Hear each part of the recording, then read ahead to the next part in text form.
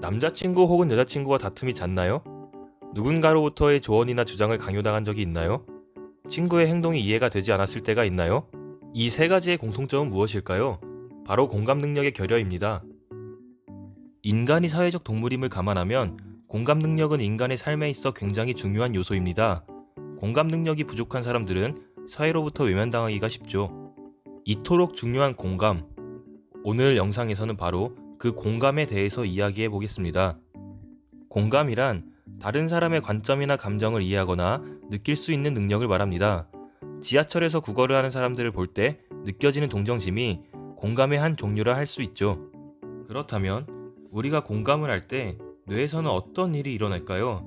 그 메커니즘의 중심이 되는 거울 뉴런에 대해 먼저 알아보겠습니다. 이탈리아의 신경심리학자 리촐라티는 원숭이의 뇌에서 재미있는 뉴런을 발견합니다. 그는 원숭이의 동작에 따라 뇌의 뉴런이 어떻게 반응하는가를 관찰하고 있었습니다. 그러던 도중 한 원숭이가 다른 원숭이나 주위에 있는 사람의 행동을 보기만 했는데도 직접 행동할 때 반응하던 뉴런에서 동일한 반응이 나타난 것이죠. 이렇게 발견된 뉴런이 바로 거울 뉴런입니다. 얼핏 생각하면 별거 아닌 발견으로 보일 수 있겠지만 그렇지 않습니다. 원숭이에서 발견된 뉴런은 인간에게서도 발견되었으며 여러 연구에 걸쳐 다른 사람을 모방하는 데 핵심적인 역할을 하는 뉴런이라는 것이 밝혀졌습니다. 이런 모방은 논문에 의하면 타인의 감정을 이해하고 공감하는 데 필수적이라고 합니다. 때문에 거울 뉴런의 발견은 인간에게 공감의 메커니즘을 이해하는 데 큰 도움을 주었습니다. 모방이 일어날 때 뇌에서 정보의 흐름은 다음과 같습니다. 먼저 어떤 행동을 관찰하게 되면 시각적 정보가 상완 측두엽에서 처리됩니다. 이 정보는 두정엽의 거울 뉴런으로 옮겨가 운동의 구체적인 묘사를 더하게 되며 하 전두엽으로 보내진 후 그곳의 거울 뉴런에서 행동의 목적을 부여받게 됩니다. 완성된 정보는 다시 상완 측두엽으로 보내지며 이 정보가 맨 처음 관찰한 행동과 일치할 시에 모방이 이루어집니다. 이러한 메커니즘에 의하여 일어난 모방의 신호가 뇌섬엽을 거친 후 감정을 처리하는 변연계로 이동하게 되면 공감의 감정을 느낄 수 있게 됩니다. 위의 메커니즘을 이해하면 모방이 타인을 공감하는 데 있어 얼마나 중요한 요소인지 알 수 있습니다. 이러한 이해를 바탕으로 공감 능력을 어떻게 하면 향상시킬 수 있을지 세 가지 방법을 알아보도록 하겠습니다. 첫째, 함께 지내는 사람의 감정을 이해하려고 노력하는 것입니다.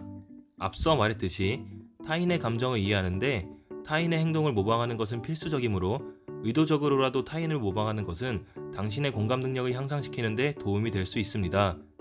특히 유년기의 경우엔 공감 능력 향상을 위해서 표정을 모방하는 것도 효과적입니다. 둘째, 소설을 읽는 것입니다. 저널과 논문에 의하면 소설을 읽는 것은 도덕적 상황에서의 판단력을 길러주고 충분히 일어날 수 있는 상황에 대해 상상하게 합니다. 특히 추리소설을 읽으면 소설 속 등장인물이 생각이나 감정을 숨기려고 할 때 이를 파악하려고 노력함으로써 타인의 감정에 공감할 수 있게 됩니다.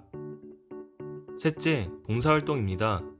영국의 런던 정경대학에서 연구한 결과에 의하면 봉사활동은 우리의 공감 능력을 향상시키고 공감 능력은 더 높은 삶의 질로 이어진다는 결과를 밝혀냈습니다.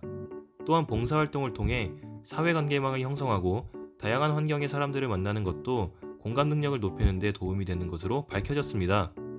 주변을 둘러보면 어렵게 살아가는 사람을 도와주는 사람들의 소식을 들을 수 있습니다. 이러한 사람들 덕분에 세상이 좀 더 밝은 곳으로 비춰질 수 있습니다. 세상이 아름다운 공간으로 남을 수 있는 이유는 공감이란 감정 때문입니다. 영상과 관련한 정보가 더욱 궁금하시다면 아래 첨부된 출처를 확인하시면 되겠습니다. 이번 영상은 이만 마치겠습니다. 다음에 더 좋은 영상으로 돌아오겠습니다.